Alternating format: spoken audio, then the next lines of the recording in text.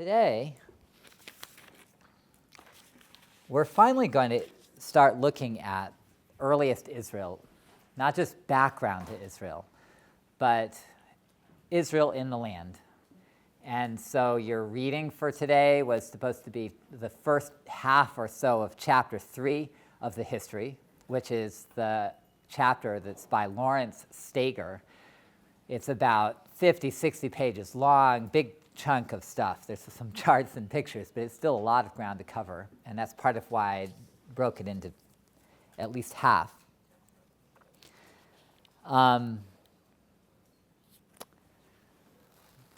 With the class that we have today, I have a couple of questions to ask to get started. I'd like to walk you through some of that material from Steger in the book to give you my sense of what's important, as well as to try to help you think independently about this kind of stuff. Steger was an archaeologist first at the University of Chicago and then at Harvard for most of his career. He's right at the verge of retiring, and a major figure in this field. In a way, and he hasn't written very much. One of the things about at least most archaeologists is that because they're in the field a lot and they have all this material that they've excavated that they have to publish, then it's sometimes hard for them to find the time even to write about big issues. And so it's great to see Steger stop and say, all right, this is what I think about the beginning of Israel, because he'd be the sort of person you want to know this from. And so it's one of the best parts of the book, even as I disagree with him on some points.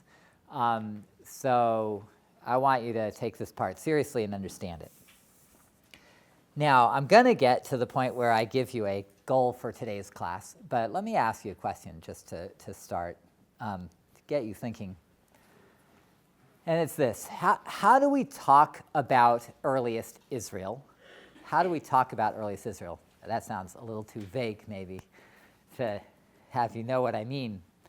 But here's a kind of sub-question. Does it have to be under this name? Like, to talk about earliest Israel, do we have to be talking about Israel? Or could it be anything else? Got an answer to that question? Okay. I would just say that it would more be Israel only after they're finally formed. Before that, it would kind of be the formation of Israel. But it's kind of, if you want to describe what they are, until like. But how would you know you had them when they were not formed yet? So you say, all right. So I like that idea that there's a distinction between Israel under that name as such, whatever finally formed is, and then somehow something else before they're finally formed. But then how would you know? Like, how do you know?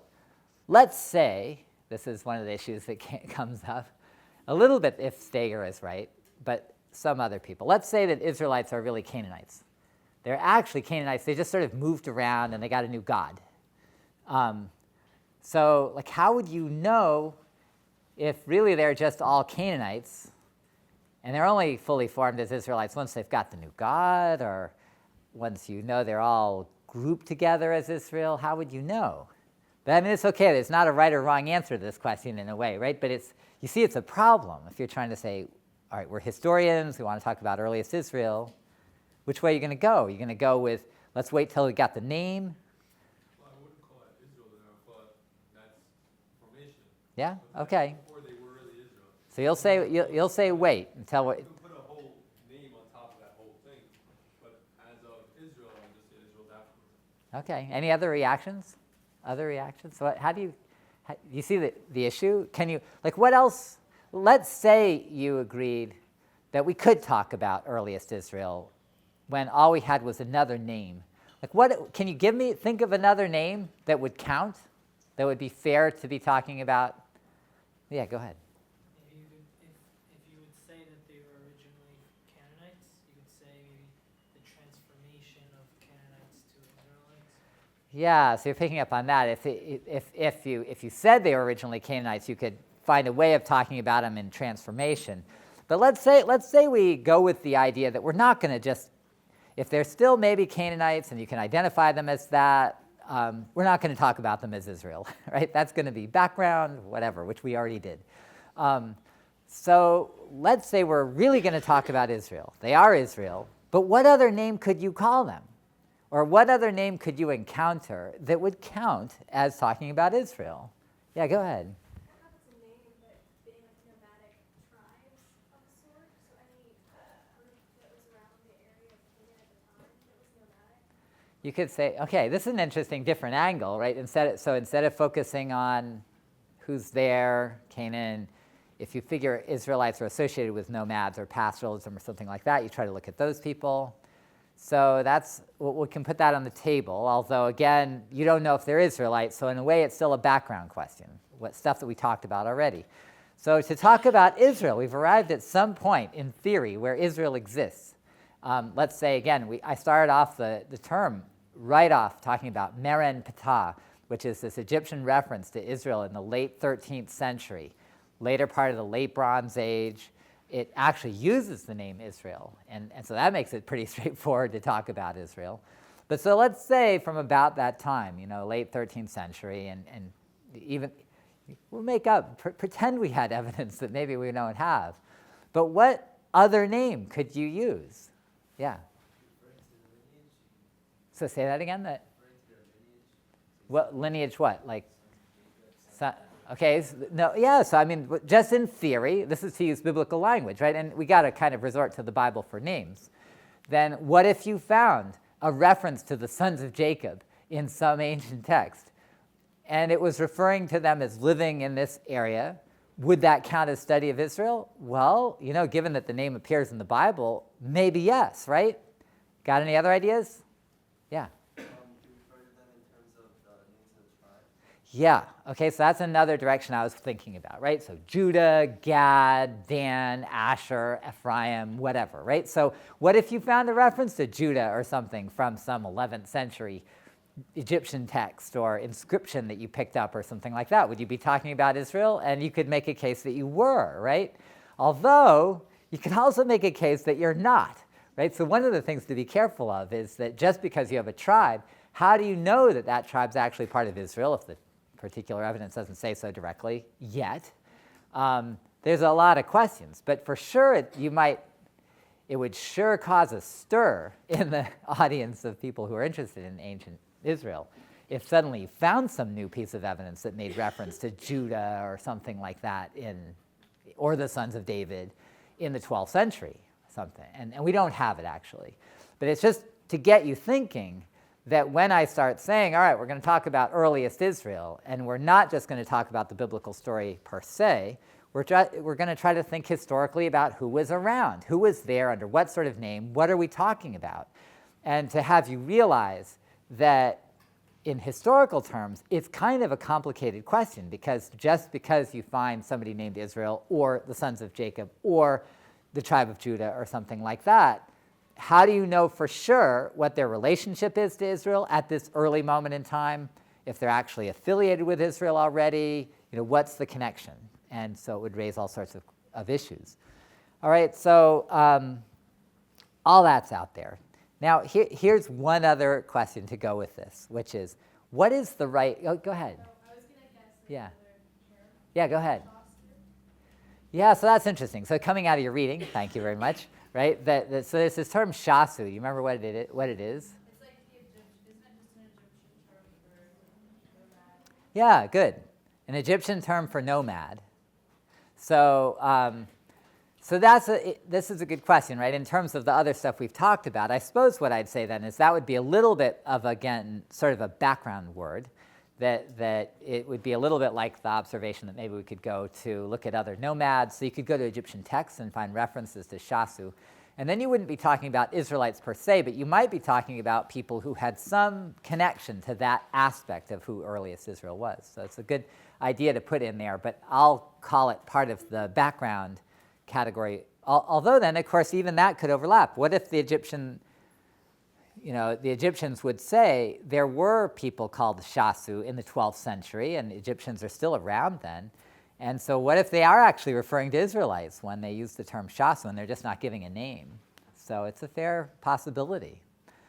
All right, so my other question is, what is the right verb that you would use for, so Israel X, or if you turn it into a noun, the X of Israel, right? So for example, Like here's a generic word, appearance. The appearance of Israel. Israel appears. Is that the right verb, to use for? Because I guess what I want you to see is that the word you use is going to shape what you think, like what you actually are saying happened. Can you think of any other verbs? Yeah? That's an interesting choice. So the unification of Israel. So if you said that, you'd be focusing on the notion, which of course carries with it a whole interpretive baggage, that you'd say Israel is in some essence a coalition of different people, or an association of different people, or at least a combination of people of at least two other groups, and that you only have Israel when they're unified. Interesting idea. Any other suggestion? Yeah. The evolution of Israel. Yeah, now there's a nice word. It reminds me of people's reactions to the Tikva Freimer-Kensky article, where I hadn't really realized how much the notion of, in a way, you could say the evolution of God would be, a hurdle at least to deal with. But one could ask the same question with Israel. If you say evolution, then you imply a kind of development. That's and that you start from something that changes by small degrees into something else, rather than the sudden arrival of something completely different and unlike what came before. And so if you choose that word, then you're implying a certain approach, which is going to be definitely historical and a little bit cautious about the Bible. Yeah? How about the migration? Okay, good choice, right? So again, when I say good choice, not to commit anything on anything, but right? So this is a word that then focuses on the notion of movement, which certainly the Bible advocates in a couple of different ways, right? The Bible has this migration of the Genesis picture out of the north, and then it has this other sense of a migration out of Egypt and then into the land to the east in Jordan and all this movement. So if you use the term migration, then you're advocating that as the model for interpreting the origin of Israel. So I'll stop with that. But you see what I mean, right? So even if we frame the beginnings of Israel in terms of some word, then that's going to color what we want to say. And it's not a bad thing. Like if I were to try to advocate a particular interpretation, then maybe I would choose a more specific word, something a little in your face. And yet if I'm feeling cautious, I want to leave everything open. And for one, I want to leave you guys some room to decide. Then I'm going to choose the blandest, vaguest possible word and come up with something that could be anything, like appearance of Israel, emergence of Israel, although I don't know if you remember, but in the syllabus, did anybody remember what I called this lecture? Israel arrives, I said, which already is a little bit migratory. Well, if you mean arrives in the sense of appears, then, but if you mean arrives as in came from somewhere else, then there you go. So I just got tired of appears and emerges, so I decided to put something else in there. But I want you to be sensitive to this, right? So all these issues are out there because, for one, as always, we have the biblical story, which is provocative and interesting and detailed in a lot of ways, but also written many centuries after the events that are portrayed. And then you have archaeology, which has got all sorts of detailed information about individual sites and things like that, but not with names attached to them. So how do you know that what you're excavating is an Israelite or a Canaanite or something like that? And then we have very, very rare evidence that tells you something. So you have one reference to Israel, you have some references to Shasu or something like that, and you're stuck trying to figure out from like a couple of names and a big pile of archaeological evidence and a lot of Egyptian records, where is Israel in all this? Especially because when it comes to names, we have this one from 1207 something from Egypt, and then the next non-biblical reference that we have comes from something like around the year 860. So we're talking about a 350-year gap before we have at least non-biblical evidence to help us kind of confirm or whatever, which doesn't mean throw out the biblical evidence, it doesn't tell you anything. But rather it means that you've got to sort of say, all right, let's listen to that stuff too. It's going to be the only source in many cases that gives you words and names. And the whole idea that, for instance, Israel is an association of tribes. would only be something that you'd have from the biblical evidence. And I take that extremely seriously. I think it was probably true historically. But at the same time, this tradition of Israel being an association of tribes only comes to us in the Bible through at least finished texts that are a lot later than the time that's being described. And so we have to wonder, well, so how much do they know about what that association looked like the farther back you go in time? And you can take a sort of Bible-y strong position and say, yeah, if it's in there, it's got to be right from the beginning. Or you could say, well, I don't know. I mean, it's late text in the Bible. I don't know how much we can trust this. But what I want you to recognize is that whatever conclusion you reach, it's, in this case, just based on the Bible, that you don't have any outside confirming evidence. You can try to find it from archaeology, but archaeology is going to be hard to read when it comes to identifying tribes. So this is kind of what we're up against. Now, so all of that said, we're going to go to Steger, who's an archaeologist, has made some very important contributions to understanding early Israel. More recently, he's been the excavator of a site called Ashkelon, which is one of the Philistine cities. It's in what's now southern modern Israel on the coast. And so when you get to the later part of his chapter, and he's got this big section on Philistines, and you think, what's that doing there? I thought we were talking about Israel. Then it partly relates to the fact that this is what he knows, as well as that he's thinking about how Israel emerged, appeared in relation to these other people, Philistines, who appear at almost the same time. And he's trying to kind of put those two things together. Now, so here's my class goal before I launch out into talking a bit about Steger. Both to learn the common ways Israel's first appearance has been explained, and I'll read this again, and to challenge them from Meren Ptah and the Bible. Okay, so these are, so I'll repeat, my goal is both to learn the common ways Israel's first appearance has been explained, and to challenge them from Meren Ptah and the Bible. Okay with that? So we'll see. So I'm going to go through some of the Steger stuff. I don't know if you remember, he talked about 4 hypotheses. So I want to talk about those a little bit. And then for the last part of class, I have 2 biblical passages. They're the ones that I put in the syllabus. So if you had a chance to look at them in advance, then that's good. One from Joshua chapter 8. It's the less famous story about what happened when Israel first enters the land in Joshua. The more famous one being, somebody? Jericho, right? Okay, so the very first thing they do when they cross over from Jordan into the land is they attack Jericho and have a very weird battle where they walk around the city for 7 times carrying the Ark of God, which is the sacred object that marks God's presence when you can't have a statue of him. So at the end, and they all shout, and the walls of Jericho fall down. and this is great, right? Why can't all battles end this way? But it turns out to be the only battle they're allowed to fight that way, where you don't even have to get your hands dirty. So the next thing they do is they think, well, that worked great. Let's go attack this other place. It's called Ai, A-I, which just means ruin, which is a long story. So it appears to be a story about something that was destroyed, which is why it's called Ruin. Let's talk about the conquest of this place called Ruin. So this one is a little tougher, and you hear about how that works out.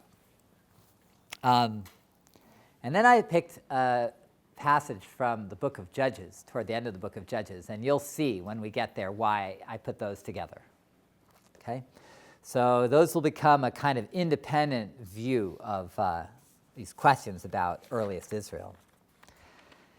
All right. As you start Steger's chapter, if you noticed, he gives you just a little rundown on the book of Joshua, right? So this is at least something just to keep in mind, that if you go to the Bible and you ask, where are you first going to find Israel in the land? So if you were to look for Israel archaeologically, which about 100 years ago was a huge deal, right? Because if you think about it, archaeology had to be invented. It's not like people always did archaeology. You know, that somebody had to come along and think, wait a minute, what if you could find things in the ground that actually proved or disproved stuff you found in the Bible or somewhere else like Greece or Troy or something like that? Right? This is only the last 150 years or less that somebody even thought of doing something like that. And then you think, okay, let's just like get a backhoe and start digging, which sounds good, except for you think, how do you know where you are? Like, do you know where you're digging? Do you know what it was called in ancient time? Do you know what date it is? Like, how do you know how old any of the stuff you dig up is going to be? And so all this stuff they had to figure out, like how to identify ancient sites and tell that they were the same ancient site as something you found in the Bible, or how to, date where you are coming down through time, especially when you don't have texts with dates. Mostly all you have is what's called material culture, things, hard objects that you find. And the thing you'd find the most of turned out to be pottery. And pottery gradually changes through time in its form, and this allowed dates to be reached in relative terms where you say this is older than that and this is older than that. Right? So all these things had to be worked out. So if you ask again, I'm coming back to the Bible, where in the biblical story would you first find reference to people you could dig up? It would be Joshua, right? So all the other stuff in the Torah, the first 5 books in the Bible, take place before Israel comes in the land. Now you could say, let's try to dig up Genesis, in effect, right? Let's try to see if there's any evidence for these ancestors. But the problem is even Genesis says they live in tents, and they live on the outside of cities. And those people who live in those cities aren't really Israelites anyway. They're just Canaanites or whatever they are. So at least it might help to, look at Beersheba and find out whether it's really there in some really old time, which interestingly it turns out it's not. Or what would be another example? Bethel or something like that, and you see if it's way back in time, and it is. So that's interesting to know, which places mentioned in Genesis are there if you go back to the Bronze Age. But that aside, it's the book of Joshua that describes the conquest of a whole land.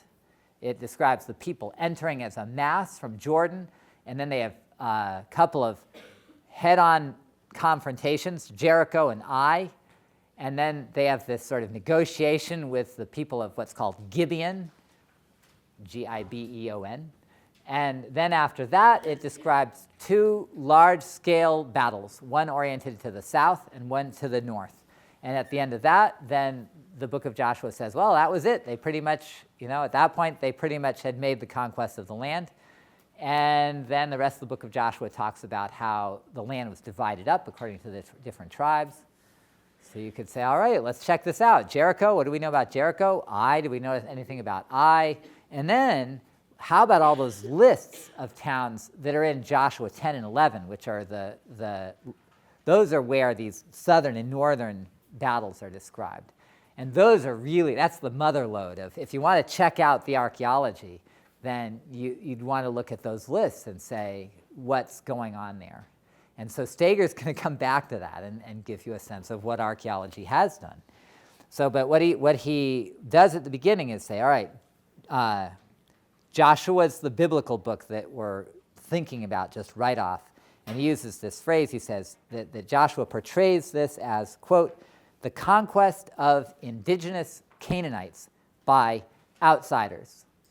The conquest, you know what indigenous means? Like local, right? So the conquest of indigenous Canaanites by outsiders. So if you were looking archaeologically or historically for what Joshua tells you, you should expect outsiders coming in and taking over a land that's inhabited by somebody else. He talks about the text as coming from several hundred years after the time portrayed, with later what he calls models of battle. And so when he gets to the next section, which occupies quite a bit of space in the chapter, the 4 hypotheses that have come up through time, then it's that book of Joshua that's the backdrop. And it's because of that that he starts where he starts. The first one is going to be what he calls the conquest hypothesis. And the reason he starts there is because actual archaeologists started there, right? The very first people who thought, what if you could dig up something that would help confirm or deny the Bible, were thinking Joshua. And so Steger even gives you this little description of, well, what would you have to look for and stuff like that. But we'll move. There's a lot of ground to cover. So with the Bible as his backdrop, and Joshua in particular, Steger begins with a conquest hypothesis. And he might give you more than one name, but the particular name that you would associate with this is, in some ways, I mean, the first major archaeologist who tried this entire thing. He's the first person who really broke through the problem of how to date layers in the ground by pottery. And his name is William F. Albright, A-L-B-R-I-G-H-T, Albright. Major figure. So regardless of how much that he thought is now believed or has been changed, he made such an impact on how the whole problem was approached and on trying to apply archaeology to the problem. A lot of the earliest, he would have dug back in the years right after World War I and in the 20s, like really back there. So before Israel was a separate nation, and if you looked at the lay of the land now, for all that Steger is this major figure, the largest part of archaeology in Israel, surprise, surprise, is done by Israelis, and the most important figures now are Israeli, and we'll encounter them perhaps too. But even the early Israeli archaeologists were very much influenced by Albright, who was kind of there before them.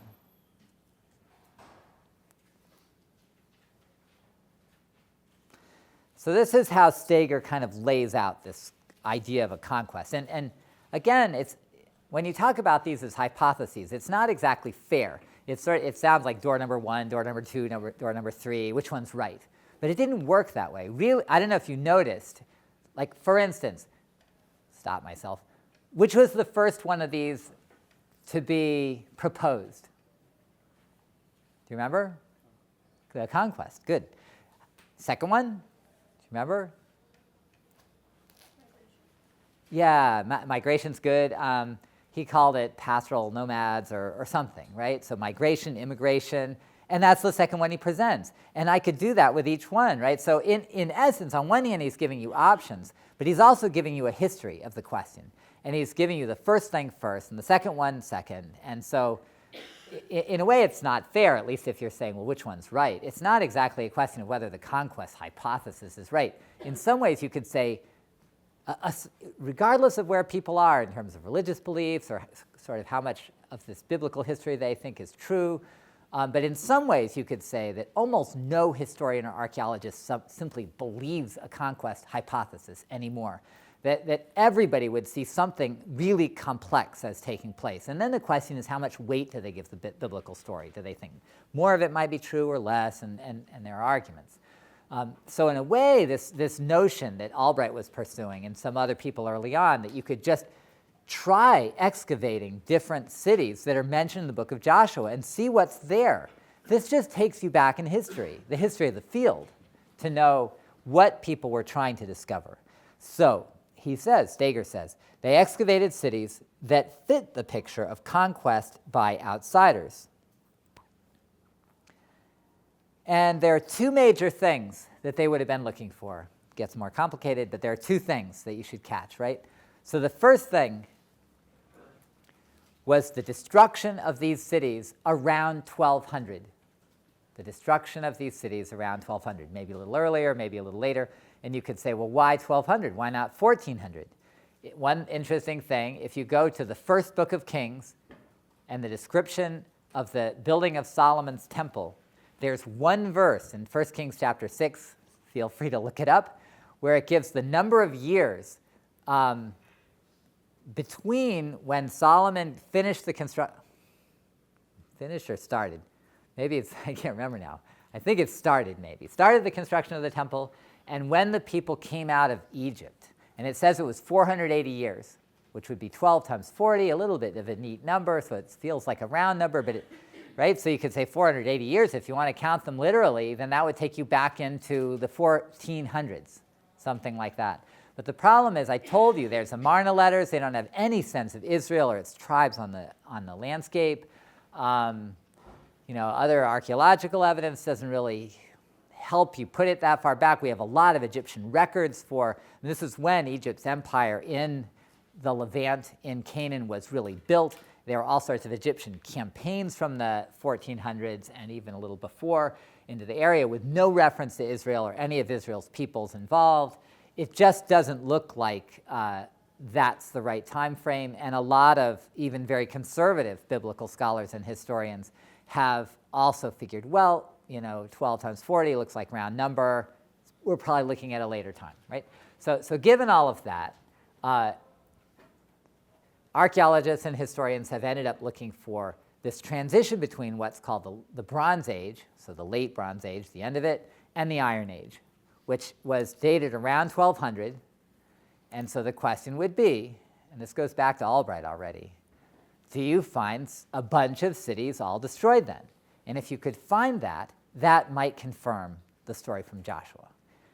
Now, the other thing, number 2, was that after you had this destruction, you should have the emergence of new cities or towns, either in the same places or in different places, but that showed a different material culture, right? Because again, we don't have texts, we don't know what their religion was really. But he'd say, well, if just the kinds of stuff they found there was a lot different, then that would be a different culture. Can you give me an example of what we're talking about? I'm trying to make sure you get it, right? So what could you find that would show this? Yeah, go ahead. Pottery, Yeah, like pottery. So when you say pottery? Cooking stuff, right? And that would be, go ahead. Now that's interesting. You said idols, right? You could find images. Now, of course, this is a tricky thing. Like what happened, what if we had every city that was in Canaan in 1300 something or 1200 something destroyed in 1200, and then we had, say new pottery and new construction in a different way, and they all had images of gods, and you found lots of them all the way through. Would that mean you didn't have Israel? Or would it mean you did have Israel and they were worshiping a bunch of other gods, right? So you got to be careful. But it actually would be useful, at least to put out there. But absolutely the pottery would be. Yeah. Yeah, I mean, you could say, again, right, you could say tombstones, but tombs, right? How did they bury people? Because there are a number of different ways. Sometimes they burned bodies, sometimes not. Sometimes they actually, it gets pretty disgusting. I mean, who wants to be an undertaker here? Maybe there'll be a bunch of you. But, once you start, one of the things they would do is they would put bodies out for them to be, quote, defleshed. And then once they had been defleshed, lost all the stuff on them, then they would take the bones and put them in what were called ossuaries, which would be jars. And right, this is another way to bury people. Sometimes you'd dig a cave and you would lay the bones out on, nice benches. And then when they had lost their flesh, you would throw them in the back with the ancestors. All these sorts of different ways. And you're absolutely right that if you see a real change, that would be a cultural change that would suggest a new people. So you see what I mean, right? So this is the kind of thing that would be looked for. It could be anything from burial to how they stored water to how they built their houses or temples, and I don't know, pottery, the like. All right. Now Steger says, and this is where I use the chart. So Steger says, simple version, and he's not trying to be provocative. It doesn't work. It doesn't work. And this is where I brought along this chart. This is just from the book. I don't know if you saw it, but I thought that it would be worth taking it apart because this is the kind of thing that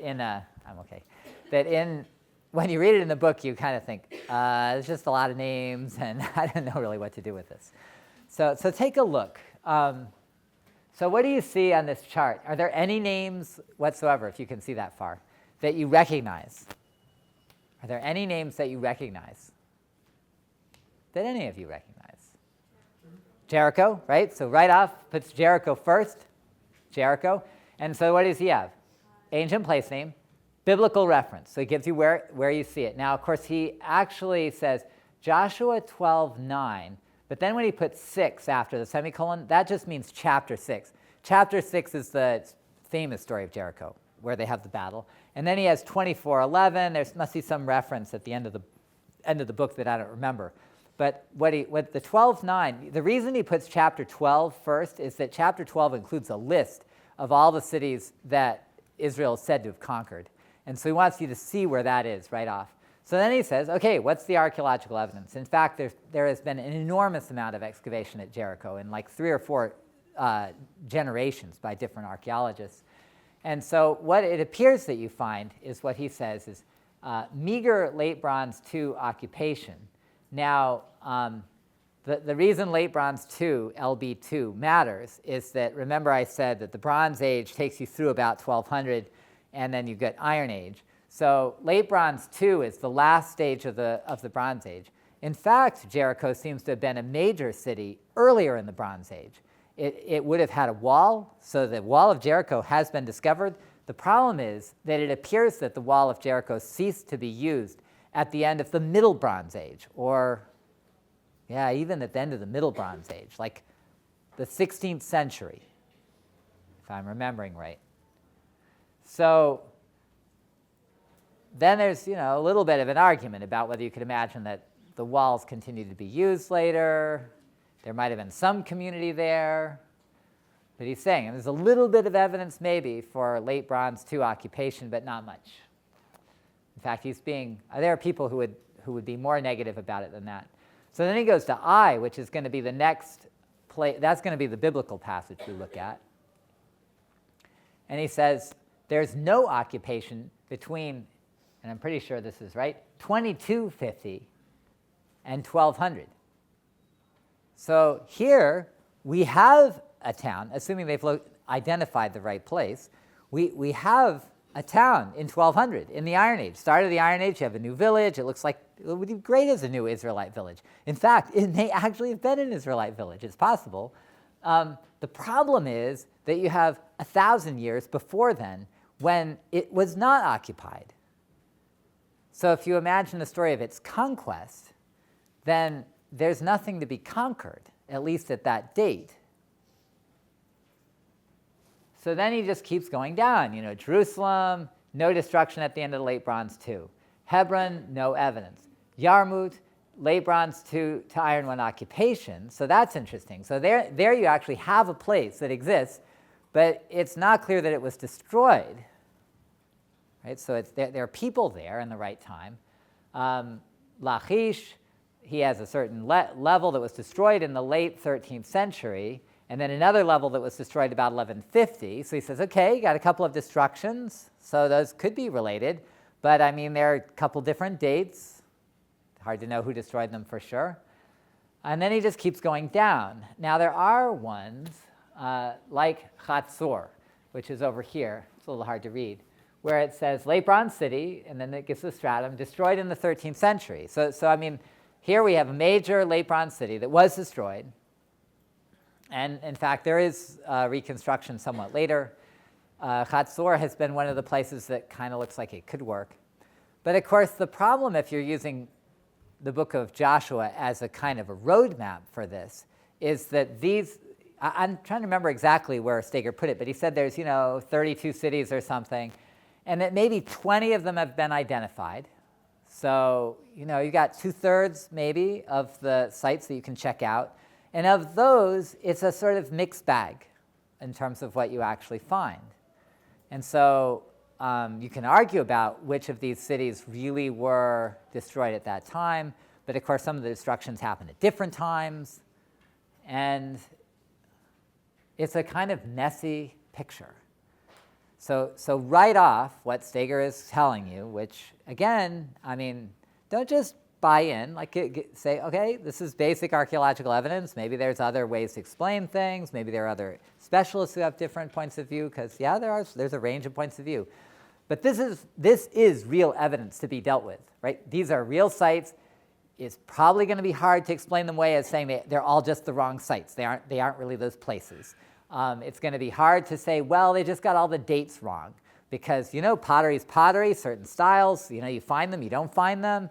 It's possible you could say certain sites weren't excavated fully, maybe they're missing something. Absolutely, that's possible. But this is a lot of information, and it's not a kind of neat picture where you get to a certain date and everybody gets destroyed. So when you combine this with, meanwhile, a bunch of biblical scholars looking at Joshua, and they say, yeah, there's a lot of stuff about the book of Joshua that looks like it's colored by later points of view, to try to understand what Israel and Judah looked like later, then a lot of historians will say that Joshua at least has to be used very carefully to reconstruct the beginning of Israel. So meanwhile, then, what do you say? All right, historians have no way to talk about the beginnings of Israel. And turns out that's not true. There are other suggestions.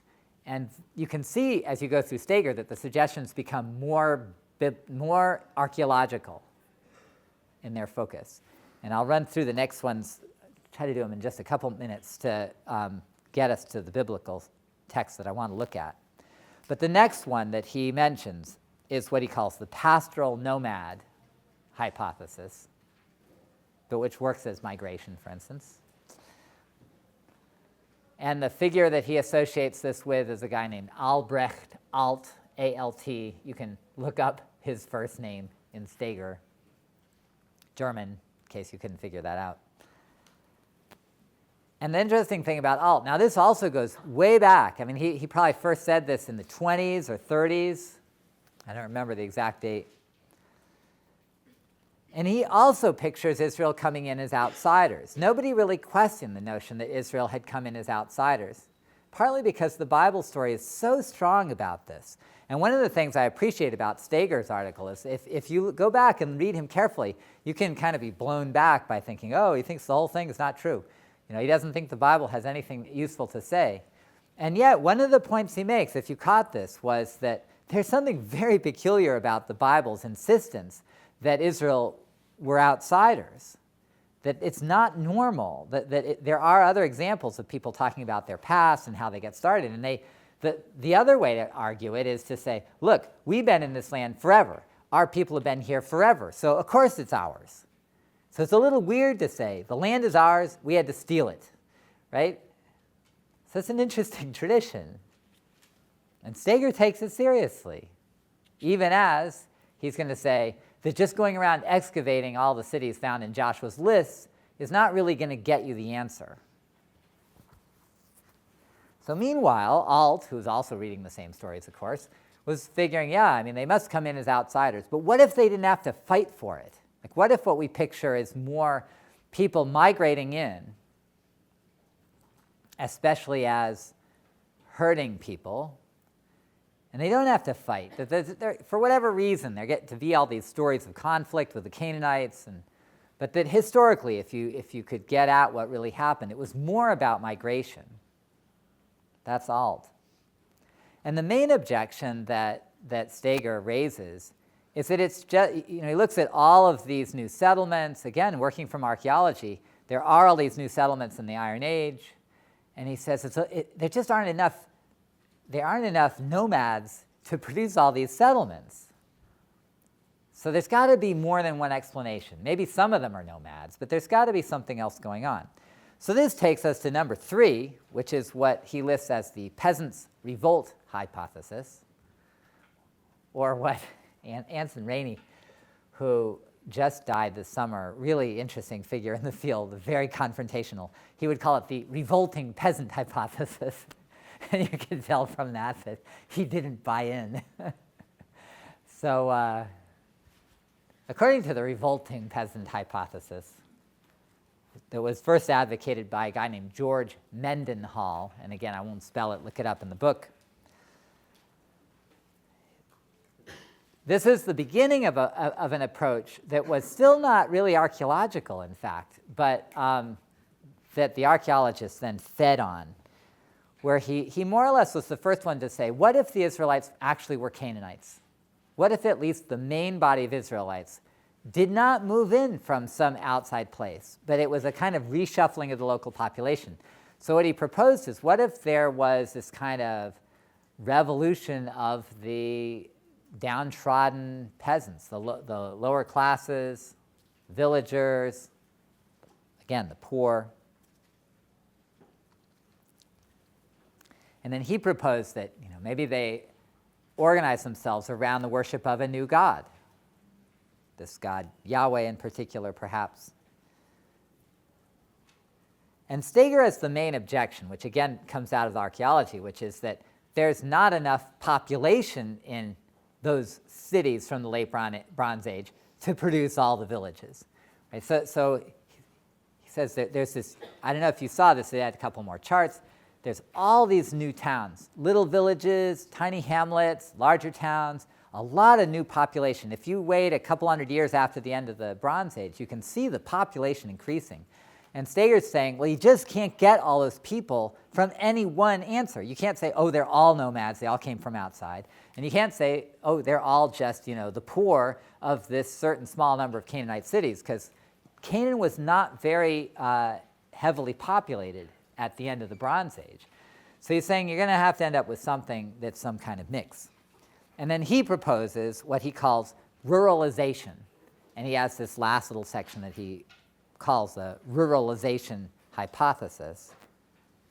And his main point is that he does think that at least most of those new towns may have consisted of people who were local Canaanites, who shifted where they lived, though he's not excluding nomads or herdsmen.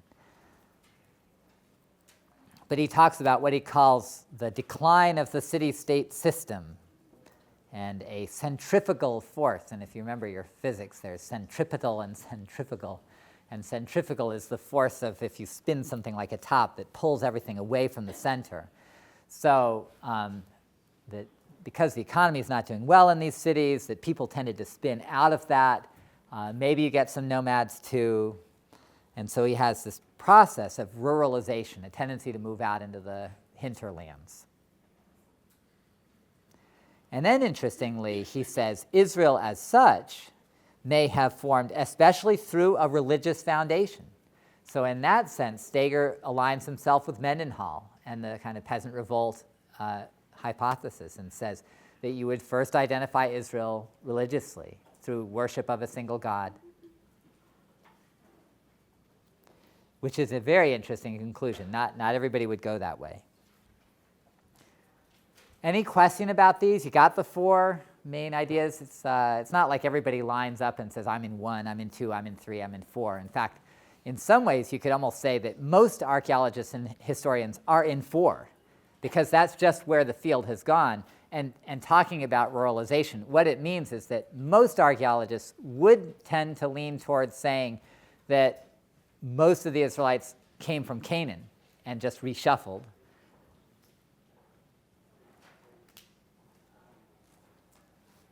But the biggest debate is about whether there was a major kind of nomad component and kind of how you can identify Israel. And a lot of these questions are just not even answered. Couple of cautions then from me. So 2. Number 1, and this goes back to when I talked about Meron Ptah. So in a way, if you go back and you check your notes from that, or you just remember what we talked about when I brought Meron Ptah up there, and I put him up at the beginning, just so you could see, if you're going to talk about Israel, this is the first outside evidence, so you know you have Israel. So remember I said Meron Ptah comes from the end of the 13th century. It's the late Bronze Age. It belongs to the late Bronze Age. This is before all the settlements that Steger's trying to explain. So if you say that archaeologically, earliest Israel is this mass of new settlement that occurs at the beginning of the Iron Age, there's something logically wrong with this, because the Meron Ptah text says something called Israel was already there. it might have only been a generation before the first wave of those settlements, but a lot of those settlements are taking place in the 12th century, kind of like through the 1100s. And so here we have this text before that process even begins that says, oh yeah, we fought and defeated Israel. So something called Israel is already there in the late Bronze Age, and Israel fought it. Do you follow me?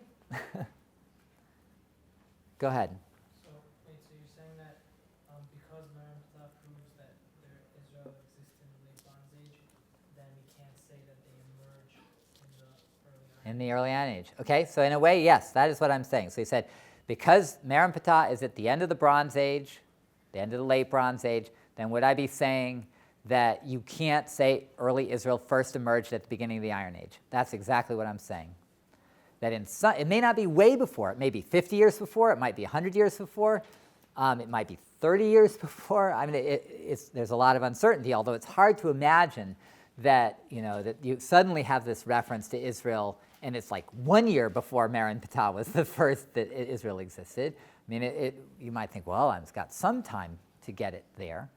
So, but this is a challenge to think, yes, all those settlements are part of early Israel. They're crucial to understanding the early history of Israel, but they're not the first Israel, right? So those settlements represent the early growth of Israel, the early character of Israel, but they are not the first Israel. The first Israel is already there under the Egyptians at the end of the late Bronze Age. And it becomes a really interesting question what they are. So if archaeologists come along and they say, oh, at the end of the late Bronze Age, we have this Canaanite city-state system. Like pretty much there aren't a lot of people in the land. Most of the people who are in the land are either just nomads or they are living in these cities. And that's kind of what archaeologists tend to say. So Israel is still not out there. They only begin to form at the beginning of the Iron Age when you get all these settlements.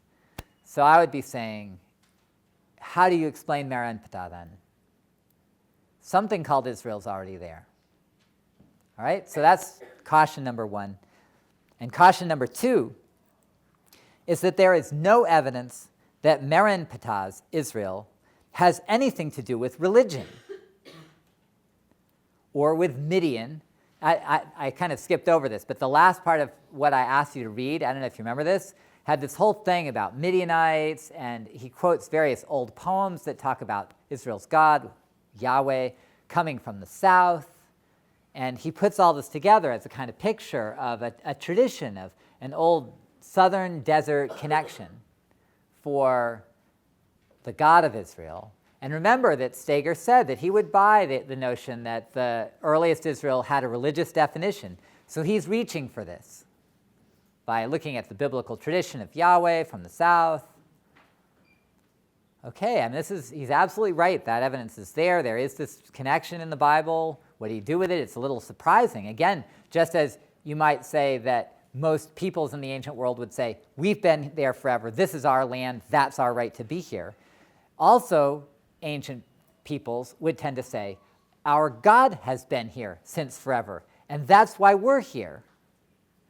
And so not only does Israel say, oh yeah, we moved in and we took it over from somebody else, but they also say, and by the way, our God is not from here. The sacred place of our God is out in the desert, either Mount Sinai, which is one part of the biblical Torah tradition, or in these old poems, these other, southern mountains, like Teman, which is down almost in Arabia, and so on. But of course, the problem with all this is regardless of whatever you do with that evidence, Merenptah doesn't tell you that there's any religious connection, right? All it does is give you something called Israel that Egypt fights and says that it defeated.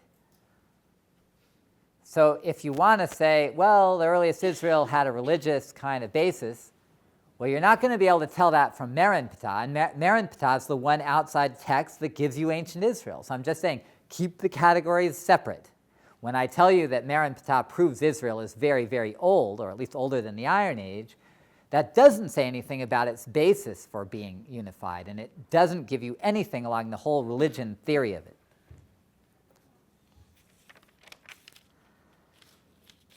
So, Then the question is, what is Israel according to the Egyptians? And we don't know. The one thing that is interesting is that Israel is not named for a city. So whatever it is, it's not a city-state. I think we had this conversation when we looked at the text.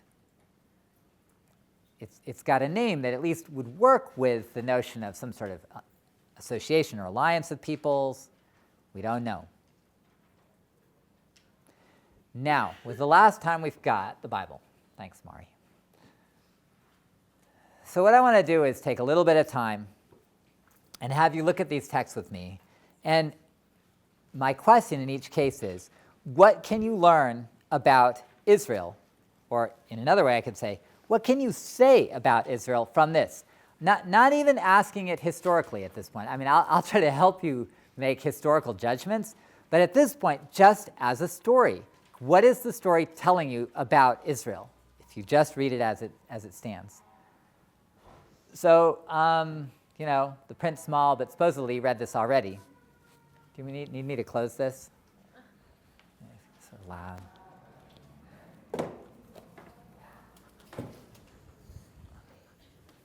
Okay, Lord said to Joshua, do not be frightened. Take all the fighting troops with you. Go march against Ai. See, I will deliver the king of Ai, his people, his city, and his land into your hands. You shall treat Ai and her king as you treated Jericho and her king. Now, one thing about this introduction is you can think, at least in this version of the story, it's combined with the Jericho story.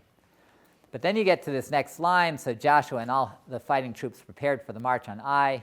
And then they set up this whole ambush where they kind of fake the people of Ai out, and they get them to come out and think it'll be easy to attack them, but meanwhile they've got some people lying in wait, and then they go in and burn the city while the troops of Ai are out pursuing the Israelites.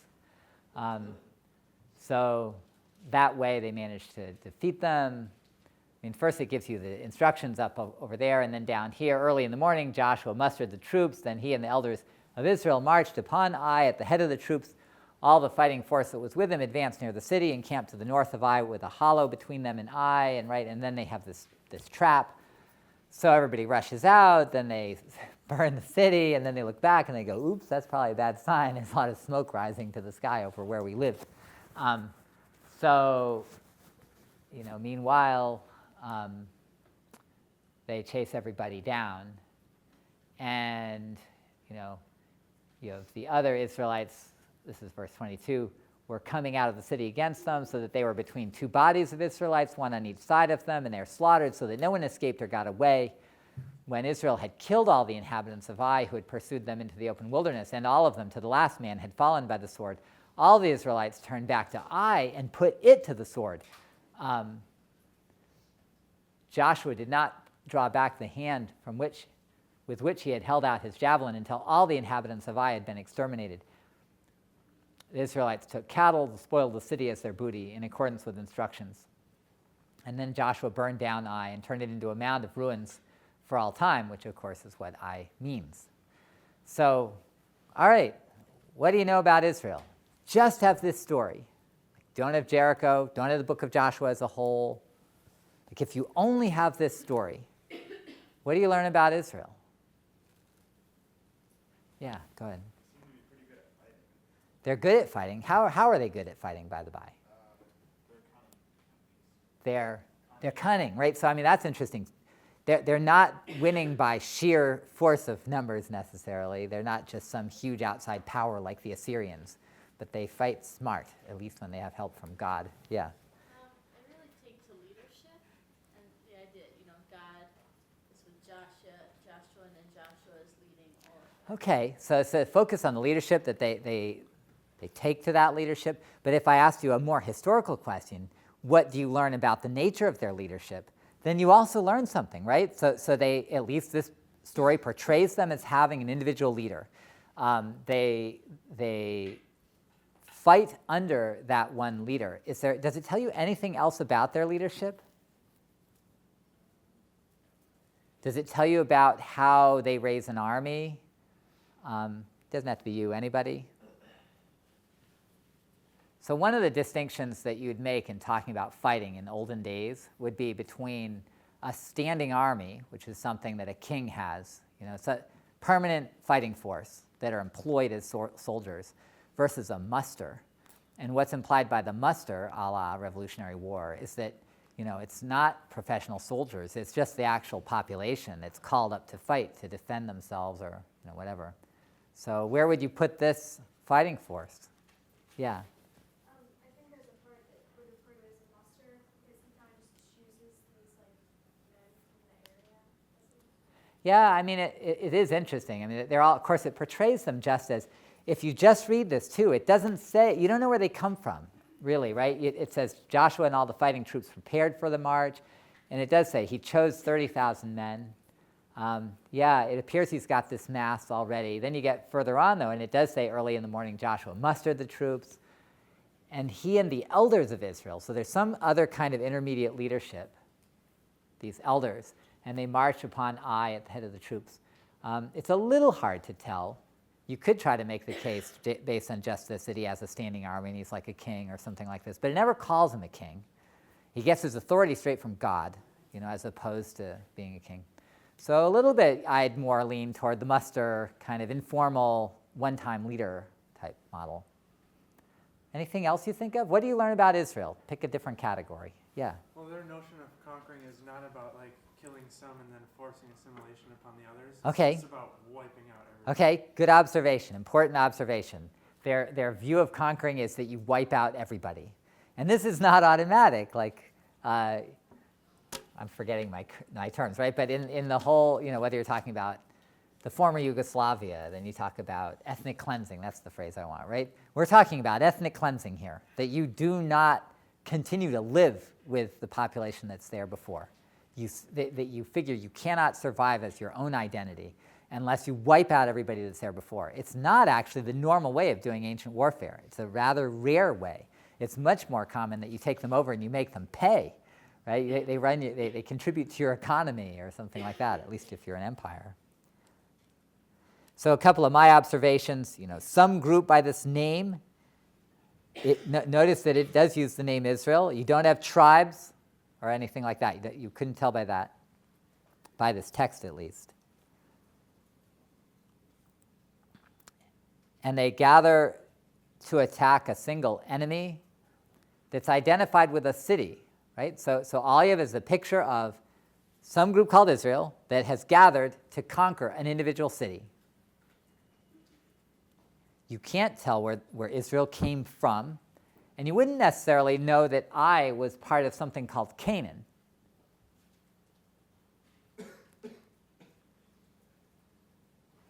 And you wouldn't know that this is part of a campaign. There is the very opening line that compares it to Jericho, but once you get beyond that, and this is sort of a connection with what came before, then the story as it's told by itself is just a story of this battle, and in a sense, you could take Israel as local. Like if you just read the story on its own, you could take Israel as already there. Now, I'm not trying to sort of warp your reading of the book of Joshua, but the reason I'm focusing on these aspects of the story is that I want to read Judges 20 next. So, Mari, can you give me Judges 20? So we don't have a lot of time, but let me see if I can take the last few minutes to get you to see a funny thing about Judges 20 when you read it compared to Joshua 8. And one of the reasons for picking on Joshua 8, it gets complicated in terms of using the Bible. But in the book of Joshua, in terms of the stories, Joshua 8 is the least kind of systematic. It's the least kind of connected to other themes elsewhere in the book of Joshua. It's not trying to give you a list. Like the thing about the list is it gives the feel of trying to combine everything and give you a kind of full picture. So it's possible that Joshua 8 could be considered somewhat of an isolated story that stands on its own, and you can treat it as evidence a bit on its own. Judges 20 is like that too. It also has a larger conquest that gives you this, or not conquest, a larger context that gives you a reason for why the battle took place. And it's like the most disgusting passage in the Bible, pretty much, Judges 19. Go home and read it just for your entertainment. But I'm not even going to tell you what it is. But that most disgusting passage in the Bible becomes the reason why they need to have the war, and it's described here. But the war itself really begins in verse 14, which is what I told you to read. And it says that the Benjaminites gathered from their towns in Gibeah from their towns to Gibeah, which is a city, in order to take the field against the Israelites. On that day, the Benjaminites mustered from the towns 26,000 fighting men, mustered apart from the inhabitants of Gibeah. 700 picked men of all this force. 700 picked men were left-handed. It was the best thing. Every one of them could sling a stone at a hair and not miss. The men of Israel, other than Benjamin, mustered 400,000 men, warriors to a man. They proceeded to Bethel, inquired of God. And so it goes down. So they have a couple of rounds of battle with the people of Benjamin, and they lose, which is kind of shocking if you think, wait a minute, I thought Benjamin's just one of the groups inside Israel. And then, Marius, next page. So then the last part, they've lost twice, and so finally they get this, response from God that's up at the top, verse 28. The Lord answered, "Go up, for tomorrow I will deliver them into your hands." And they come up with an ambush. Clever again, right? And so they do kind of the same thing. They draw the people out of the city, and then they trap them, and then they kill everybody. And if you keep on going, So this describes the battle. It's not really till you get to the end that you see what happens. So this is the one with the smoke. Maybe the other one didn't have the smoke. But in both cases, right, they go into the city, they destroy it. The men of Benjamin were thrown into panic. They realized that disaster had overtaken them. They retreated before the men of Israel. The fighting caught up with them. Meanwhile, those from the towns were massacring them in it. They encircled the Benjaminites, pursued them, and trod them down from whatever it is. I can't even read what it is. To a point outside Gibeah in the east. 18,000 men of Benjamin fell. They turned and fled to the wilderness. Israelites picked off another 5,000. And then you get all the way to the end. And what's the last page? Did you get it? So at the very end, it says, the men of Israel meanwhile turned back to the rest of the Benjaminites and put them to the sword. Towns, people, cattle, everything that remained. And finally they set fire to all the towns that were left. So I didn't leave enough time to be able to talk about it together as much, but let me point out what I want you to see, which maybe you can see even as I read it, right? For one, the end is the same. They want to kill everybody, and they burn the towns. It's that same mode of war, like wipe them out. No one is to be left. Number two, it's Israel versus an enemy that is especially identified with the city, especially Gibeah. It's with an ambush as a story, very similar, and the whole success, the victory, revolves around defeating the city and then wiping out everybody else. Very similar picture. Now, the funny thing about it is that, some of you, if you've got any familiarity with the Bible, will be thinking, wait a minute, this is not the same picture, because Benjamin is part of Israel. If you go through the story of Genesis, Benjamin is the last son of Jacob, born after Joseph. If you go through the books of Samuel, do you remember what King Saul comes from? I don't know if anybody read that far. He comes from Benjamin. That's his group. The first king of Israel is from Benjamin. It's almost like the very next thing that happens in the story after this stuff. So you think, how does that happen? Like full-scale war against the people of Benjamin, as if they were Canaanites, as if there's no difference between Benjamin or Gibeah and Ai from the Joshua story. So if you take these stories by themselves and just stick them side by side, they're amazingly similar in terms of the picture. And I suppose then my question would be, what do you learn by this? So what does this tell us about the Bible and the beginning of Israel? So for one, I guess it says that early conflict with current residents in the land may have been not just explained as Canaanites against outsiders, but that it could also involve the Israelites fighting as insiders against people that were opposed to them. And you could say, oh, yeah, that's fine, after they came in and invaded. But you're taking the biblical story if you are so sure they came in and invaded. Like if you just read these stories, these old battle stories, the intriguing thing is you have one group that's supposed to be eventually identified by the Bible as Canaanites, and another group that's supposed to be identified eventually as Israelites. But the stories are the same. Like the Israelites are fighting these opponents. And what's interesting is they have two almost exact opposite things happen. In both cases, they're out to exterminate them. That's what you do when you fight this way. But one group gets exterminated and their city is left to ruin, and we all know then they're gone. And the other group is Benjamin, that we all know as readers of the Bible, is included in Israel. So like there's two possible options. You incorporate them or you exterminate them if you don't, if you can. So partly, of course, what I'm after is just to show you that when you read the Bible and just kind of poke around in it and let its surprises kind of jump out at you, in this case the surprise being how similar these two stories are, when one of them is about a people that's part of Israel and the other one that's about a people that's wiped out, never part of Israel, then you can start to ask a little different question about how Israel began. And maybe the Bible has some evidence that you wouldn't have thought of.